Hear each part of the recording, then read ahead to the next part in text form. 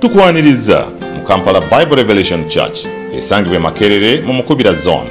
Omusumba mutuukiriza Hanning n'abaweereza ba Katonda abalala bakwaniriza mu buweereza obusimbiddwa ku kigambo kya Katonda. Tulina endagaano ne Katonda ey'okusimbibwa n'okwebazaamu okuva mu Ezekieri 37:26-28.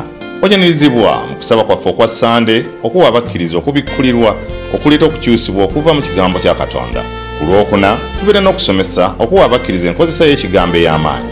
Obujulizi obw'obulungi bwa Mukama bweyongera bulijjo. Osobola n'okwegatta ku ssomero ly'abakozi b'ekigambo abaana ba Katonda mwe basimbirwa mu kigambo kya Katonda ne bafuna amaanyi okukozesa ekigambo kye okufuna enkyukakyuka mu mwoyo ne mu mubiri. Essomero lino lya bwereere, tetusasuza. Tunaazanyuka okulaba. Tusangibwa Makerere mu Mukubira Zone okumpi ne Makerere Business Institute ku Saapolo Kaggwado. Gamba nti omuggo gwa Alooni ogw'eby'omu maaso byange of destiny. okubiddeko Yesu engalo. Have you clapped to the Lord? Mu Ebbulaniya In Hebrews mwenda essula ey'okuna ekyandikibwa ekyo chapter 9 verses 4, that scripture ayogera ku weema ya Katonda talking about the temple of nti yalimu God, ekyoterezo ekya zaabu which had the golden censer n'essanduuko ey'endagaano and the ark of the covenant, eyalimu ekibya ekya zaabu wherein omwali was emmaanu the golden pot that had manna, n'omuggo gwa Alooni and Aaron's rod ogwaloka that budded, n'ebipande eby'endagaano. and the tables of the covenant. Erinnya Mukama ffe libazibwe. Praise be to our Lord. Omuggo guno ogwa Alooni Aaron's rod gulanga eby'enkomerero byaffe speaks of our destiny. nti Katonda tiyazuuka buzuukusi n'alonda Alooni That God didn't simply wake up one day and chose kyaviira Aaron. ddala mabega eyo It came all the way from the past, era ekyo kyeyakola emabega eyo kyali kiranga enkomerero. which indeed in the past showed the destiny. Njagala okulaga I want to show nti you naffe tulina enkomerero ey'entiisa. we have an awesome destiny. Simanyi bwe weerowoozaako I don't know, when you think about yourself, kiki ky'olowooza ku biseera byo eby'enkomerero, what do you think about your destiny ebiseera byo eby'omu maaso. or your future?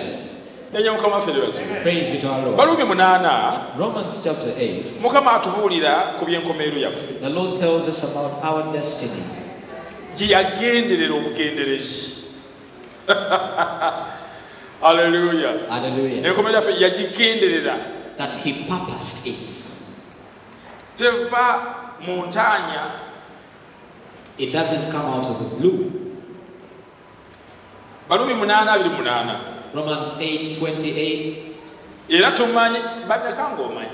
and we know. How many of us know? Era tumanyi. And we know. N'ekyo tetulowooza bulowoozi. So we don't just think about Oba it okuwulira, or simply hear it out there oba okukiwulira. or to, feel it, Tumanyi We know nti eri abo abaagala Katonda era abaayitibwa ng'okuteesa kwe bwe kuli, ebintu byonna abibakolera wamu olw'obulungi. Si bintu bimu, not just some things, ebintu byonna, but all things. ebirabika obulungi n'ebirabika obubi, Those that are good and those that are bad. byonna bikolera wamu, All of those work together. nga enkomerero yaabyo byonna mujja kuvaamu ekirungi. That out of it all something will arise. Olabirimu omwe n'agambye Verses 29 it says, ate kotuwa ensonga He lwaki has to give us a reason why akola ekintu ekyenkanidde why wa He can do such a great thing. okubanga be yamanya edda For Him He did foreknow, era yabaawula dda He also did predestinate okufaananyizibwa to be conformed n'engeri y'omwana to we, the image of His Son, omwana we alyoka abeere omuberyeberye naye ng'ali mu that He might be the firstborn baaluganda. among many brethren. N'ekyo enkomerero yo So enkomerero yo Your eri end, etya? what is your end like? Agambye nti be yamanya edda Those that He did foreknow, naye abimanyi, even though He doesn't decide all of them, but He knows all of them. n'enkodde si yasalawo Even though He doesn't decide about naye all of them, abimanyi. but He knows N'ekyo them. abe yamanya edda So those He did foreknow, yabaawula. He did predestinate. Ng'omanyi lwaki abaawudde? Why did He do that? Kubanga agenda okubafaananya Because he's going to conform them bafaanane omwana we. to be just as his son is. Oluvannyuma omwana we abeere nga ye mubereberye That his son might be the firstborn mu booluganda abangi. among so many brethren. N'ekyo eby'omu maaso byo So your destiny, ofaanana Yesu. you are as Jesus is. Otambula nga Yesu. You walk as Jesus walks. Olowooza nga Yesu. You think like Jesus Oyogera nga thinks. You Yesu. talk like he does. Oli nga Yesu. You are as Jesus Manyi is. lwaki amiina eyo ntono. I know why the amen is of a low tone. Musumba nze simanyi kusaba bulungi. As I don't know how to pray so much. Ofaanana Yesu. Yes, you are as Era oli nga Jesus. agambye To okufaananyizibwa. conform. N'ekyo ye yakikola so si gwe So akikola. he does the conforming, not you. Ye yakikola. He does it. Simanyi ng'eki I yakikolamu. don't know how he does it. Naye enkomerero yo ofaanana Yesu. But your destiny to be as the image of Jesus. Bw'oba ng'osanyuseko mukubireko mu ngalo. If you're delighted about that, you should clap to the Lord. Weebale nnyo Yesu. Thank you, Lord Jesus. Olwasatu naluka agamba. In verses 30, he Era says, be yayawula edda. moreover, whom he did predestinate, Abeera yabayita. them he also called.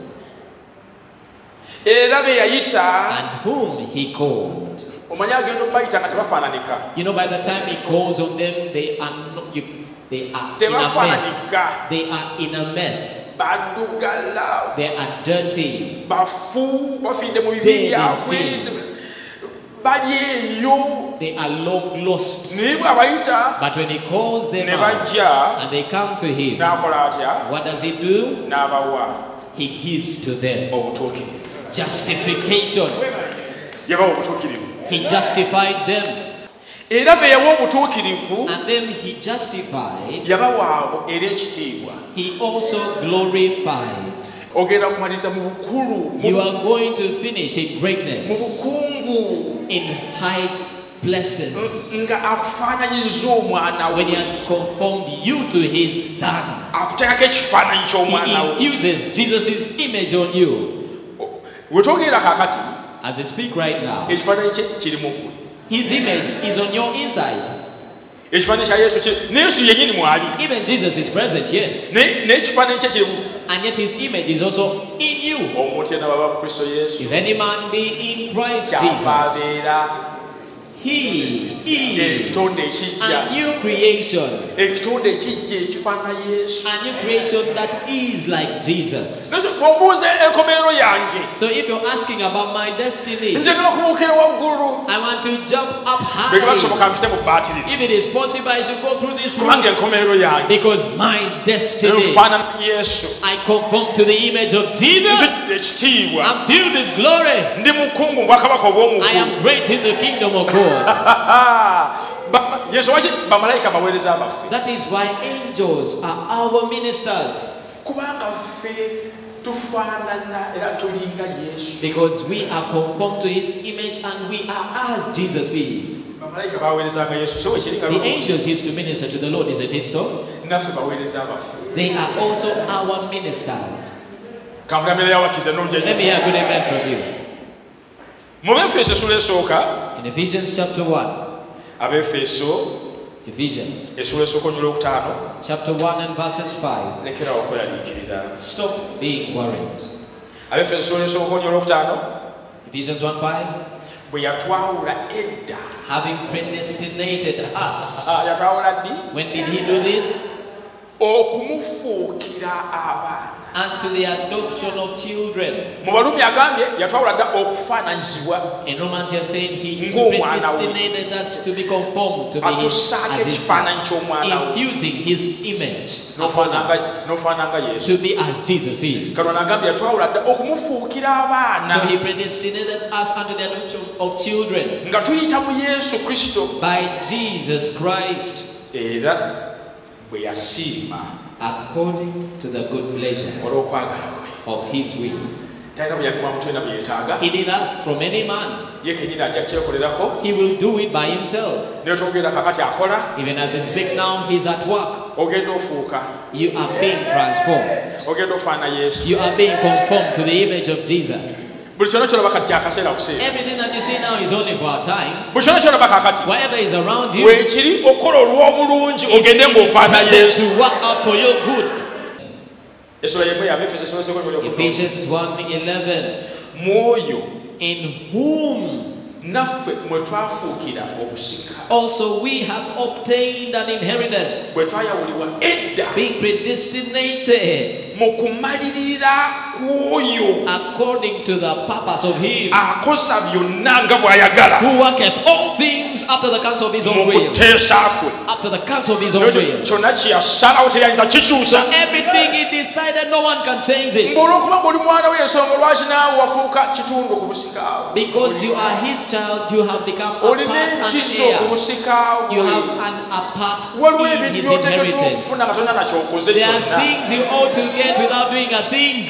omusika ebintu byafuna aba akoze eki An heir to receive an inheritance, what does he do? aba akoze eki What does that heir have omusika to ebintu do? byafuna aba akoze eki To inherit. tewali He doesn't have to do Alifuna anything. lwaki? Why does he get it? kubanga musika Because he's an heir. waliwo ebintu byofuna olunaku There are lwaleero things luno today you are getting today. kubanga olina Because omusika you have an inheritance. katonda yasalawo Because he decided about it. yateesa He made a final counsel. muwe amiina ey'amaanyi bange A good okikiriza amen to our Lord. nolwekyo ekigambo ekyo So that word kyetuleese ku mugo gwa Alooni brings us to Aaron's rod. lwaki katonda yalonda Alooni Why did God choose Aaron n'ajjayo n'omuggo gwe and even got a hold of his rod? weetesesa oluganda Are you ready, brethren? genda mu kubala Go to the book of Numbers, essula 17 chapter 17, onyo olwokusatu verses 3. katonda yagamba Musa God told Moses, ojja kuwandiika erinnya lya Alooni "You shall write Aaron's name ku muggo gwa Leevi upon the rod of Levi. kubanga buli mutwe gw'ennyumba z'abakitaabwe omuggo gunaaba gumu For one rod shall be for the head of the house of their fathers." mujjukira gye twatandikira You remember where we began from? abaana ba Isirayiri nga beegugunga The children of Israel bagamba revolted. Musa nga And they mutuyitiriddeko say, nnyo "Moses, it's too much on mulowooza our nti end. mwe batukuvu You mwekka think katonda you're the mubaligana only righteous mwekka ones? ekibiina kino kyonna kitukuvu The entire congregation is laba ekire righteous. kitubisse ffenna Look at the cloud, it has covered naffe all of katonda ayogera us. naffe muleke God speaks to okuyitirirako us. You should not, make too much of a fuss." kazi Musa yakola ate What did Moses do? yagwa bugulu He wansi simply fell prostrate Yagwa before them. bugulu wansi. He simply fell prostrate before Nze them. ngenda kukola. And he said, "What am I going to do about this?" n'agwa wansi And he fell mugamba prostrate. gwakumugamba ebyo byogwa ebyo bibyo yimuka And they said, "You're falling in vain. buli Stand up." nyumba ekuletera omuggo nenye mukama ffe Praise be to our Lord. ekyo kikola kitya Well, how can that be? lwaki omuggo gwa Leevi Why should the rod of Levi baguwandikako Alooni have the name Aaron written era on it? bwakuteeka mu weema And after putting it in the tabernacle, enkeera the next omuggo gwa day, gwalose the rod had ne gweta blossomed n'ebibala and had yielded ne fruit, byengera n'okwengera and they were ripe. ndowooza ne Musa yanyanukako n'alya balamu I think Moses must have picked out one and chewed it.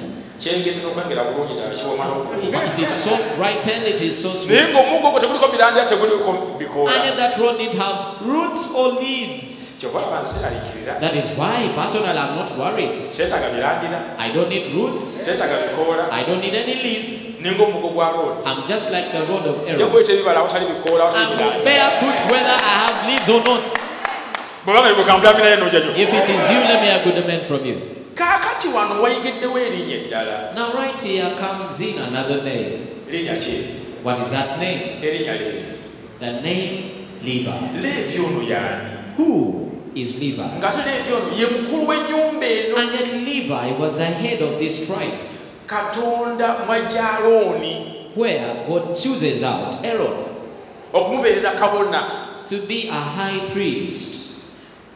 mbadde njala kubalaga Leevi yaani I wanted to show you who Levi is. genda mu lubereberye Go to Genesis essula 29 chapter 29, olubereberye 29 34 olubereberye 29:34. 29 34 Genesis 29:34. n'aba olubuto nate And she conceived again n'azaala omwana w'obulenzi and bare a son. n'ayogera nti kale nno omulundi guno baze aneegatta nange Now this time will my husband be joined unto me. kubanga muzaalidde abaana ab'obulenzi basatu. Because I born him 3 sons. Erinnya lye kyeryava liba Leevi. Therefore was his name called Levi. Oba oyinza okugamba kyakusatu. Or you could say the third born. Mukama waffe basi yazaala abaana abalala. She also gave birth to other naye children. kankomawo olw'obudde nokyo otegedde Leevi mutabani waani So wa Levi Yakobo. was the son to Jacob. Yakobo mutabani wa Isaaka. Jacob was a son to Isaac. Isaaka mutabani wa Ibrahim. Isaac a son to Abraham. Mu lubereberye essula ya 34. In Genesis 34. Kuba Leevi ono ajja atya? Because how does Levi come into the picture? Ava wa ajja atya? Where does he come from? Olubereberye 34 Genesis 34 olunya olusooka and verses 1. lugamba Dina omwana wa Leeya And Dina the daughter of Leah. amakulu gakyo nti omwanyina wa Leubeeni In other words, she was ne the sister to Simyoni ne Leevi. Reuben, Simeon and Levi. Dina omwana wa Leeya gwe yazaalira Yakobo n'afuluma n'agenda okulaba abawala ab'omu nsi. Yagenda kulaba baki? She went out to see the daughters of the land. Sekemu omwana wa Kamoli omukiivi omukulu w'ensi n'amulaba n'amutwala n'asula naye n'amukwata. Oyetaaga kufa. That man has to die. Okulaba omusajja ogwo obubi n'obulamu bwe ne bwegatta ne Dina omwana Yakobo. Satan. N'ayagala omuwala oyo n'ayogera n'omuwala n'eyisa. Lwaki yasooka kwogerayo naye nakisa katana bamukwata? Lwaki amala mukwata n'alyoka Why did he have to first rape her so that he begins to love her? nakati mpulira obusungu. I feel angry. Kakati nga basiruwala And you know they got foolish. nga bagenda ewa Yakobo And they went to Jacob. ono taata we n'okukwana. This is the father and Era muwala we tumwagala you know we nnyo. love the Mutabani daughter wange so much. omutima gwe You gwonna know my gwonna son, his entire gwavudde mudda heart, ne his whole guyingira mu muwala. heart, you know, went into the ground, Mutu we. Please give her to us.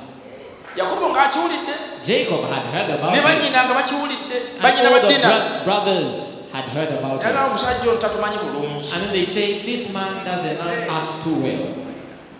Naye bagamba mwagala muwala waffe. And then they say, you really want our daughter to get married to her? Ebyo ojja byosomera edda weebiri wano. I'll read all of that later on. Twagala mwenna We want all of you, mukomolebwe.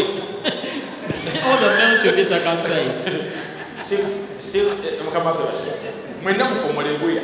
Let all the males be Kubanga circumcised. naffe Because even tuli bakomole. we are circumcised.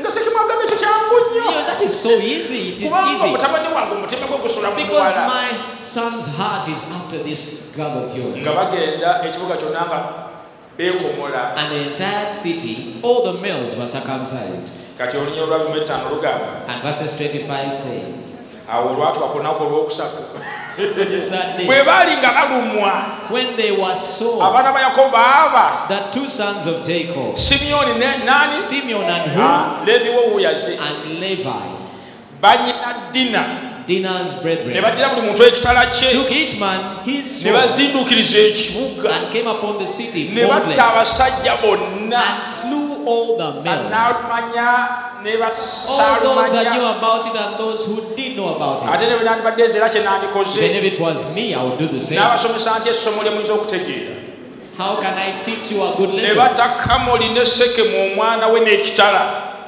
ne bajja Dina mu nnyumba ya Sekemu ne bavaayo.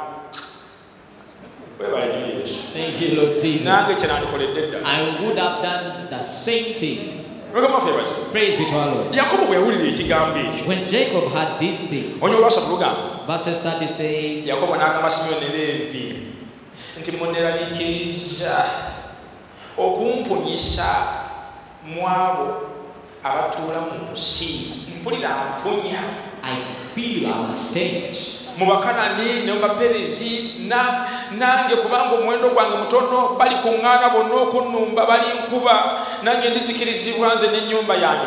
Ne boogera nti kirungi akole mwannyinaffe ng'omwenzi. Awo we baakoma. That is where they ended. Mukama waffe yebaze. Praise be to our Bwe Lord. munaagamba amiina. And everyone said a good amen. Ekyo kiteekeddwa okukola. Ekyo kiteekeddwa okukola. That has to be done.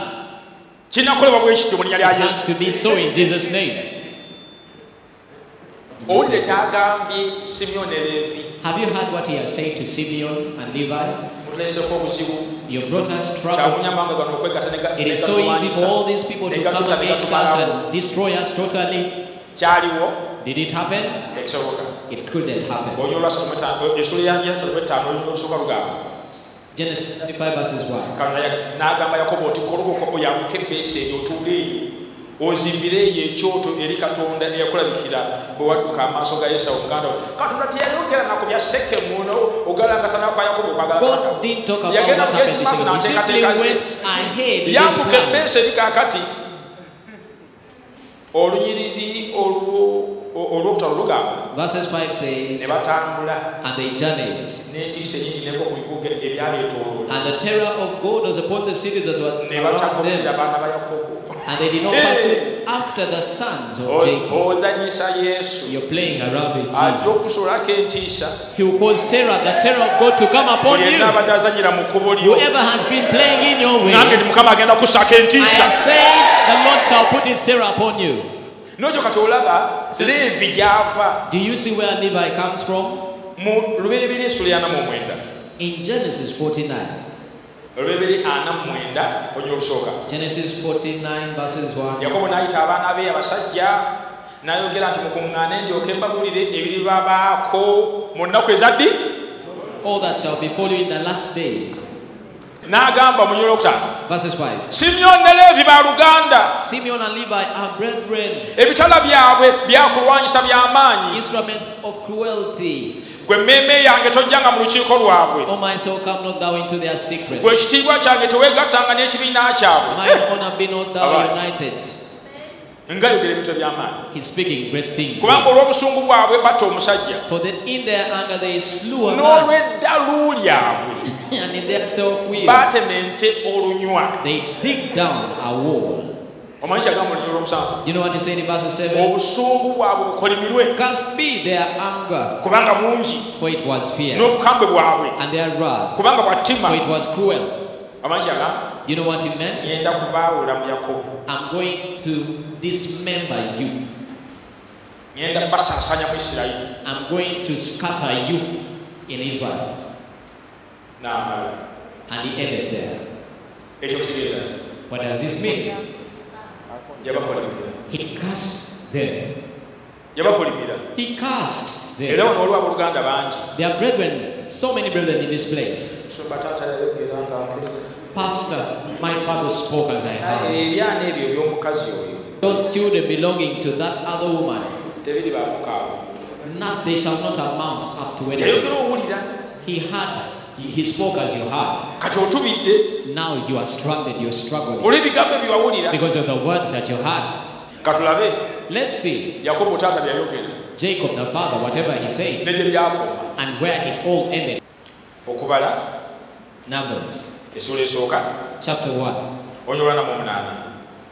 and verses 48. Mukama yagamba Musa For the Lord had spoken unto Moses, saying, nti kyokka ekika kya Leevi tolikibala, only thou shalt not number the tribe of Levi, so tolinoonya muwendo gwabwe mu baana ba Isirayiri. neither take the sum of them among the children of Israel. Naye Abaleevi obafuule abakulu b'ennyumba ey'obujulirwa But thou shalt appoint the Levites among the tabernacle of testimony, era ab'ebintu byayo byonna and over the vessels thereof, era ab'ebintu byonna ebigenderako and over all things that belong to it. banaasitulanga ennyumba They shall bear the tabernacle n'ebintu byayo and byonna all the vessels era thereof, banaagiweerezanga and they shall minister era unto it, banaasiisiranga okwetooloola ennyumba. and shall encamp round about the tabernacle. Yakobo abasaasaanyiza mu Isirayiri yonna. Jacob had scattered them, but Kati no, nze no, no. mbaagala ku nnyumba I yange. want them around my Mukama tabernacle. yayogedde. Ngambye nti Mukama yayogedde. I'd say the Lord has Ngambye said nti so. Mukama yayogedde. I'd say that the Lord has said Yenna so. ayagala osaasaane Whoever wants it to scatter, Mukama the tajja Lord kukikkiriza. will not permit it to happen. Sinawulira amina abakizo I yamanyi. had a good amen from you. Hallelujah. Hallelujah. Olwatano mwolumu n'agamba era ennyumba ate n'agamba nnyumba ya Mukama. 51 says. Ennyumba bw'eneebanga etambula When the tabernacle sets forward, Abaleevi be the banaagisimbula. Levites shall take it down. Era ennyumba bw'eneebanga And when esimbibwa the tabernacle is to be pitched, Abaleevi be the banaagisimba. Levites shall set it up. era munnaggwanga. And the stranger, ani ono munnaggwanga? who is this stranger? Abatali Baleevi That those that are mu bigambo bino not bafuuse bannaggwanga. Abaana ba Isirayiri. the children of Israel. Era munnaggwanga anaasembera anattibwanga. Shall be put to death. Saagala amanyiira Baleevi. I don't want anyone coming close to Ani ono ayogera? that. Who is this talking? The Lord. Yakobo bye yayogera byakomawa. Where did the words of Jacob end? Ani amanyi byakoma mu bbanga? You know, was he spoken to open air? Kankuwulire. Let me tell you this. Okuva lwalokoka. From the day go born again, Byonna bye baayogera. everything that was Ne said bagenda and okwogera. whatever they're going to Bijja say koma mu bbanga. shall be empty. It shall be Bijja empty koma mu words. They bbanga. shall speak into empty air. Pastor Hanning mutukizo wa Kampala Bible Revelation Church Makerere akwaniriza musomo olusookedde ddala mu ssomero ly'abakozi b'ekigambo ewa Kiso mu kibuga. Tusoma ku Lwomukaaga okuva essaawa 8 zennyini ez'emisana okutuusa ku ssaawa 10 ez'akawungeezi. Ate ku Sande tutandika essaawa 9 zennyini emisana ne tutuusa essaawa 11 zennyini ez'akawungeezi. Jangu oyiga amazima g'ekigambo kya Katonda n'engeri gy'oyinza okuteeka amazima g'oyize mu nkola ofuuke wa ddembe ddala.